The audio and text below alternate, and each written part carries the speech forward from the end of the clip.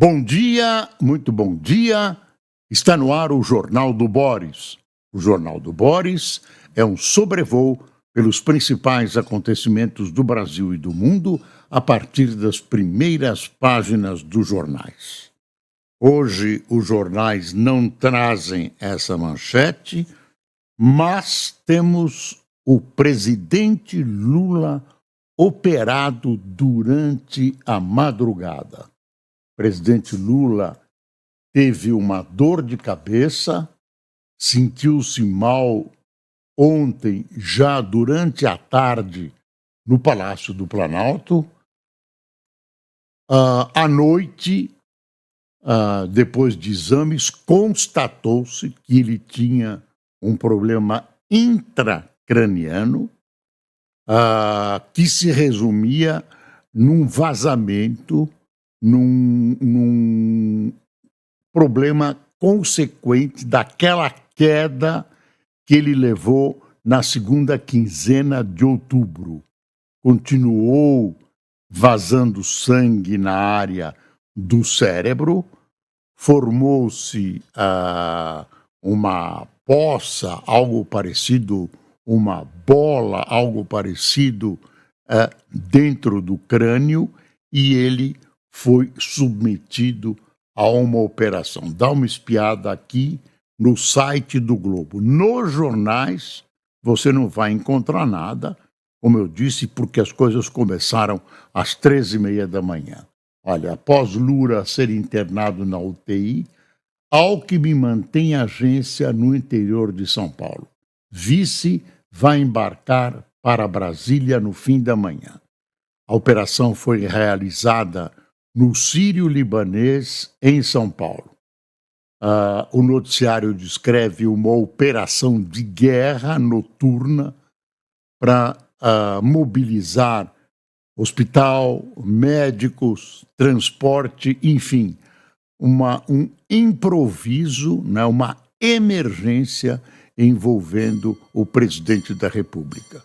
Eu não sou suficientemente conhecedor de medicina para falar para você sobre a gravidade ou não do que está acontecendo com o presidente. O fato é que os médicos mantêm um prudente silêncio. Prometem para esta manhã desta terça-feira, uma entrevista coletiva a respeito da saúde de Lula. Ele, como em toda a operação, está internado na UTI. Isso não significa que o estado seja mais grave ou não.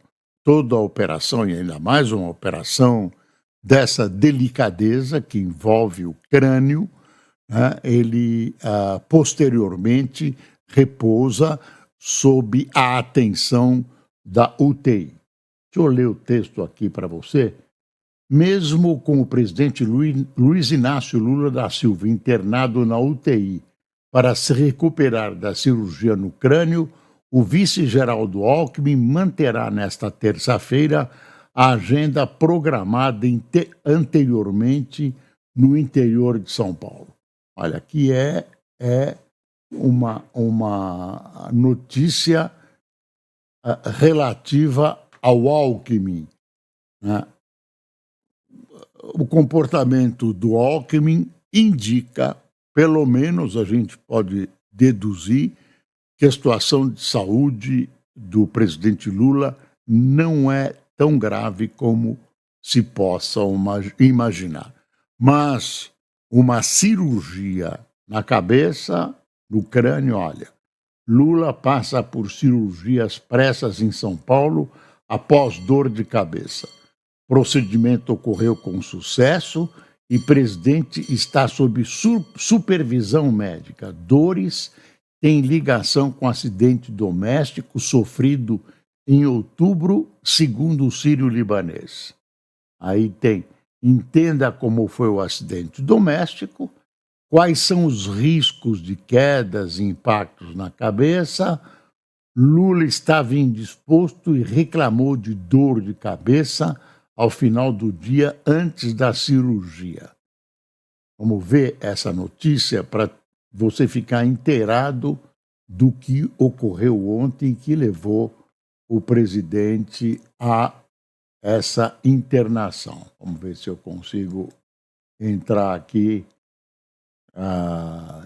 Não foi possível. É um problema para mim. Tinha entrado antes. Folha de São Paulo. Deixa eu ver aqui. A Folha de São Paulo não deu destaque à questão da operação do Lula em sua página em sua página da internet. Vamos então verificar a Veja. Aqui tem Lula pactuando o entendimento ainda ontem para fazer para fazer funcionar as comissões do Congresso, especialmente a do Senado, com respeito ao pacote. Deixa eu ver.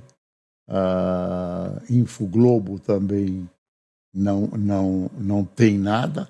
Queria ver se achava algo que nesses minutos antes do início do Jornal do Boris trouxesse alguma novidade, mas não tem novidade nenhuma, nada que possa interessar depois dessas notícias. Tem explicação do que é essa operação intracraniana.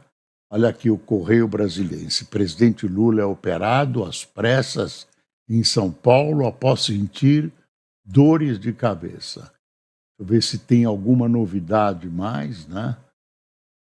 O presidente, quero frisar que a operação foi em São Paulo. Ele foi transportado, os jornais falam em operação de guerra para São Paulo. O presidente Lula passou por uma cirurgia na noite de segunda-feira em São Paulo, após apresentar dores de cabeça. Ele permanece estável e internado no hospital sírio-libanês. Conforme o primeiro boletim médico divulgado às 3h20 desta terça-feira, Lula passou mal ainda em Brasília. O presidente realizou um exame de imagem no Hospital Sírio-Libanês da capital federal após sentir dores de cabeça. A ressonância apontou uma hemorragia intracraniana causada por uma queda sofrida em 19 de outubro. Após o diagnóstico, o presidente foi transferido para a unidade do hospital em São Paulo, onde foi submetido a uma craniotomia para a drenagem do hematoma. O procedimento ocorreu sem complicações e o presidente Lula segue internado na unidade de terapia intensiva do hospital, sendo acompanhado pela equipe médica comandada pelo Dr. Roberto Calil Filho e doutora Ana Helena Germólio. Após o diagnóstico, o presidente foi transferido para a unidade do hospital em São Paulo. É uma repetição do noticiário. Esse é o facsímile do boletim médico. Olha, o presidente segue para com o boletim médico atualizado, será emitido amanhã. Né? Esse é assinado pelo doutor Luiz Francisco Cardoso, diretor de governança clínica, e doutor Álvaro Sarquis, diretor técnico do Sírio-Libanês de São Paulo. Aí está aqui, ó, vamos ver. O presidente Luiz Inácio Lula da Silva esteve ontem à noite no Hospital Sírio-Libanês, Unidade Brasília, para realizar exame de imagem após sentir dor de cabeça. A ressonância magnética mostrou hemorragia intracraniana decorrente do acidente domiciliar sofrido em 19 de outubro. Foi transferido para o Hospital Sírio-Libanês, Unidade de São Paulo, onde foi submetido à craniotomia. Eu estou lendo algumas repetições, né, para que a gente lê. Olha aqui, ele levou alguns pontos, né? Aqui foi o local do sangramento que ele teve na queda no banheiro em 19 de outubro. Ah, Depois do acidente, Lula passou por acompanhamento médico e realizou exames periodicamente para verificar o progresso do estado de saúde. Você vê que apareceu uma consequência, né? Se imaginava que já deveria ter cessado qualquer perigo de hemorragia. Estou aqui conjecturando. Isso é um problema dos médicos e nós devemos ter, ainda de manhã, as explicações do que está ocorrendo com o presidente da República. Eu acho que qualquer operação intracraniana, por mais simples que possa ser colocada para o grande público, ela é delicada, ela envolve cérebro, então a gente deve olhar com esperança, mas com suficiente preocupação. Isso não significa que o presidente esteja à beira da morte, nada disso. É uma operação, segundo dizem os médicos, essa é a orelhada, simples, mas, enfim, você vai mexer no crânio, você vai mexer no cérebro, ou perto do cérebro, enfim, algo que evidentemente preocupa. Desejamos ao presidente Lula uma rápida recuperação. Aqui, o presidente está estável e sob cuidados na UTI. Eu repito, essa presença dele na UTI não significa maior gravidade. Depois de uma operação, depois de qualquer intervenção cirúrgica, o paciente passa algum tempo na UTI, quanto mais uma operação que envolve crânio, cérebro, etc.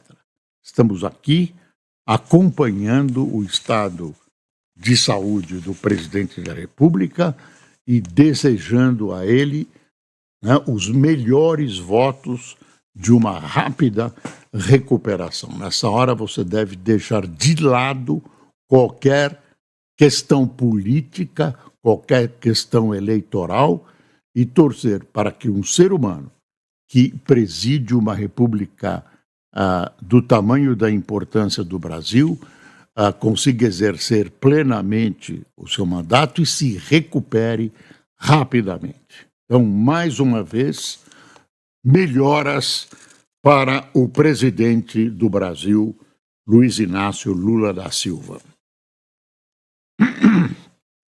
Está aqui a manchete da Folha de São Paulo. Barroso obriga Tarcísio a manter câmeras da PM com gravação ininterrupta. Decisão a derrota do governador de São Paulo, que pretendia adotar equipamentos corporais acionados pelos próprios policiais militares. O governador topou, ele era contra as câmeras, deu uma recueta, disse que tinha errado, prometeu instalar as câmeras, mudou de posição e agora sabe-se que as câmeras, pelo menos o que eu soube até agora, que as câmeras compradas têm um dispositivo que pode ser desligado pelo militar que estiver usando o dispositivo. Isso tira da polícia a perspectiva, deixa na mão do soldado, do oficial, a decisão de mostrar ou não o que está acontecendo. Quando normalmente as câmeras não devem interromper a sua filmagem, né, o seu foco nos acontecimentos que se passam diante dela, para que se tenha um registro completo, não ao alvitre, ao desejo do policial que transporta a câmara. A decisão do Barroso, né? ocorre em meio à crise na segurança paulista causada por recentes casos de violência da PM flagrados em vídeo. Barroso atendeu à ação da Defensoria Pública de São Paulo, que contesta a compra de câmeras que seriam ligadas e, portanto, desligadas pelos PMs. Eles definiriam o que gravar. O ministro havia decidido monitorar a implantação do sistema que o governo diz ser mais eficiente. Em novembro, Barroso fez questionamentos e considerou as respostas insuficientes. Acabou determinando a obrigatoriedade. Gestão Tarcísio disse que analisará o caso. Olha, tudo bem, o Barroso está zelando pelo bom funcionamento da questão das câmeras, mas me fica uma pergunta lá no fundo. Eu sei que a legislação foi obedecida, o tribunal está respondendo a uma provocação, enfim, tem todo um efeito produto de uma ação legal. Agora, aqui entre nós, deveria o STF estar se envolvendo numa questão absolutamente interna de um Estado brasileiro, no caso São Paulo? Deveria estar cuidando da automatização, não do liga-desliga de câmeras que devem ser portadas por policiais militares. Não é uma questão muito pequena, muito detalhada, uma interferência indevida ou devida por causa da legislação num Estado brasileiro. Quer dizer, sai da sua autoridade de julgador da constitucionalidade, o tribunal sai, que é uma tarefa de alto nível, né? E, de repente, desce ao nível de uma Secretaria da Segurança Pública de um governo estadual para se imiscuir, até pode ser com justiça e tal, numa questão que diz respeito ao Estado, que diz respeito ao executivo de um Estado, ao governador do Estado, ao secretário da Segurança Pública, ao comandante da PM. Eu pessoalmente acho que há algo de errado quando o tribunal desce, eu estou falando hierarquicamente, a esse nível.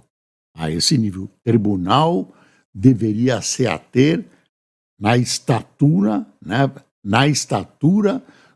para a qual ele foi criado, que é julgar a constitucionalidade das leis, e não para determinar se a câmera deve ter não um botão de liga-desliga. Eu deixo essa dúvida para você decidir. Eu não gosto, eu esperava que isso fosse uma decisão interna do governo de São Paulo. Eu acho que é essa uma das extrapolações do STF. E não foi o STF, lá um ministro, foi o presidente do STF.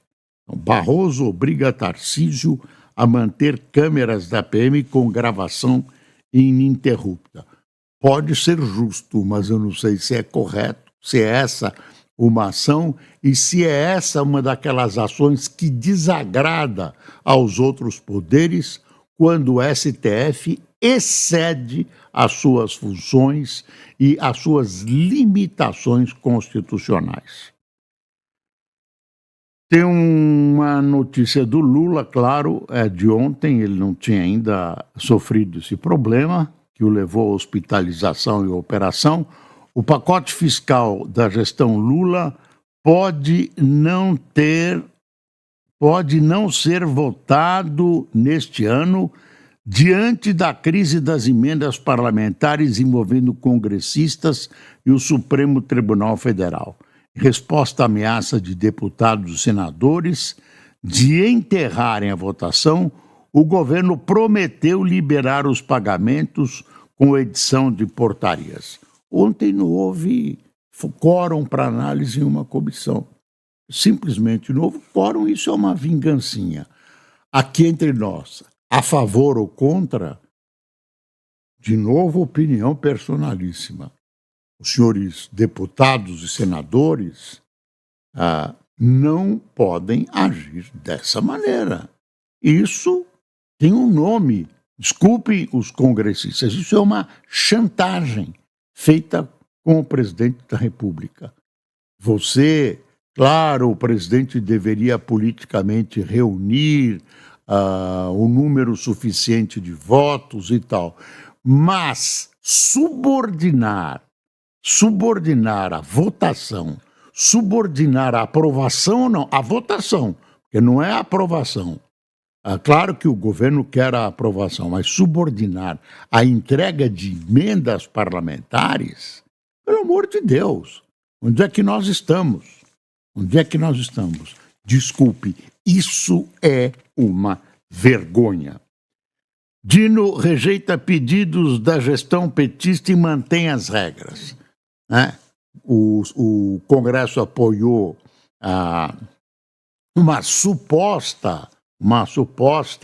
um suposto recuo nas regras draconianas altamente suspeitas para a liberação de emendas, soltou uma outra legislação que era o mais do mesmo, e veio o ministro Dino, hoje ministro do STF, já foi ministro da Justiça, disse: não, o plenário votou e tem que ser desse jeito. E desse jeito não é nada, não é uma forçada de mão. Ele está pedindo que sejam identificados os autores de ponta a ponta, em todos os casos das emendas, e que elas sejam acompanhadas e fiscalizadas. É dinheiro público. O ministro Dino tem razão. E, claro, estão escondendo alguma coisa porque tem alguma coisa a esconder. Existe algo, a gente suspeita, mas não pode afirmar, algo de obscuro no trâmite e na execução dessas legendas. Uai, onde é que nós estamos? Isso é uma vergonha. Eu me recuso a tratar isso como um simples caso político. Está embutida uma questão moral e ética nisso. De novo, repito, parece ser uma chantagem de deputados que exigem as suas emendas parlamentares executadas da maneira que eles acham correta, que eles acham a melhor. Não que a Constituição e as leis achem o melhor sistema de aplicação, etc, etc. Síria começa a transição e rebeldes falam em anistia.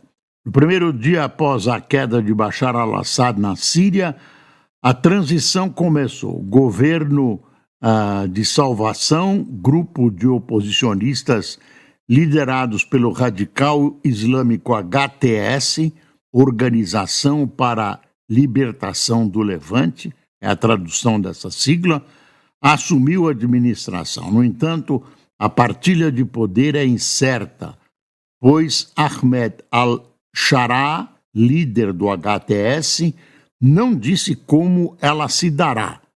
Em rede social, os rebeldes disseram que as forças armadas de Assad terão anistia completa.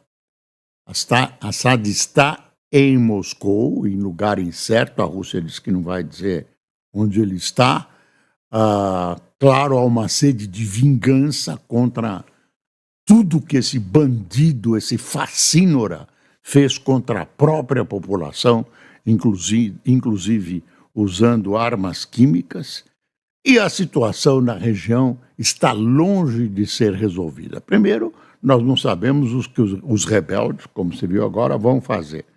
Em segundo, Israel está resolveu invadir o território sírio, sob os protestos de outros países árabes, por exemplo, o Egito. Israel está invadindo na tentativa de buscar núcleos que possam ser utilizados, núcleos de armas químicas, etc., que possam ser utilizados contra o seu território. Quer dizer, Israel aproveitou esse vácuo existente na Síria e está invadindo o país vizinho. Estados Unidos detiveram o suspeito de matar o CEO da gigante de saúde.